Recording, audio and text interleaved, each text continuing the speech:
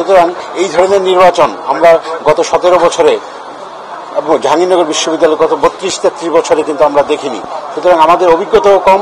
সবকিছু মিলিয়ে যেহেতু শিক্ষার্থীরা নির্বাচনে অংশগ্রহণ করেছেন, সেখানে কোনো প্রকার ভ্রান্তি বা সংশয় যাতে না থাকে, সেজন্য প্রত্যেকটি ব্যালট আমরা সুন্দর করে পরীক্ষা নিরীক্ষা করে সেখান থেকে যে প্রাপ্ত তথ্যাদি আছে সেগুলো তথ্যাদিকে সন্নিবেশ করে আমরা মূল রেজাল্ট শিটটা ফলাফলের তৈরি করতে যাচ্ছি।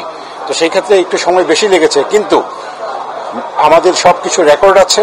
সেই রেকর্ডের উপর ভিত্তি করে আমি আপনাদের কাছে বলছি যে সেই রেকর্ডগুলো থেকে যে প্রাপ্ত ফলাফলটা আছে সেই ফলাফলটা অত্যন্ত নিখুঁত হবে বলে আমরা বিশ্বাস করি, এবং আপনাদের সহযোগিতা এবং আমাদের বিশ্ববিদ্যালয় পরিবারের সকল শিক্ষার্থী সহযোগিতার মাধ্যমে আমরা চূড়ান্ত লক্ষ্য যে জাকসু নির্বাচন পরবর্তী ফলাফল ঘোষণা আগামী বেলা 2টার মধ্যে আশা করছি আমরা সম্পন্ন করতে পারব। ওই তো আমি বলেছি বেলা 2টা নাগাদ আমরা চূড়ান্ত ফলাফল প্রস্তুত করবো ইনশাআল্লাহ। এখন পর্যন্ত 16 থেকে 17টি হলের ফলাফল প্রায় আমাদের হাতে এসে পৌঁছেছে, আর বাকি 3 থেকে 4টি হলের কাজ চলমান আছে। আসলে আমরা তো এক্সপেক্ট করেছিলাম আজকে ফজরের আগেই সম্পন্ন হবে, হ্যাঁ, কিন্তু আমি আপনাদের জ্ঞাতার্থে বলছি যে আমাদের অভিজ্ঞতা কম, কাজ নিখুঁতভাবে করতে হলে সময়ের প্রয়োজন, আর এখানে তড়িঘড়ি করেও কিছু করা যাবে না, কারণ প্রত্যেকটি ভোট অত্যন্ত মূল্যবান।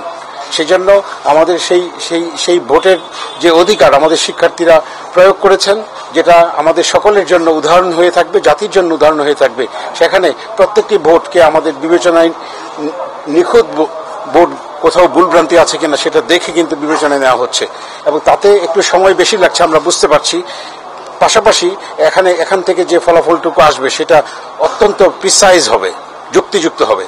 সেই জন্যই আমরা একটু বেশি সময় নিচ্ছি, যে আমাদের তাছাড়া কাজের অভিজ্ঞতাও আমাদের কম। শিক্ষার্থীদেরকে নিয়ে কাজ করার ভোটের মতো একটা গুরুত্বপূর্ণ বিষয়, গণতান্ত্রিক অধিকার, সেখানে যদি কোনো যাতে কোনো প্রকার ভ্রান্তি না হয় সেজন্য আমরা সর্বোচ্চভাবে চেষ্টা করে যাচ্ছি।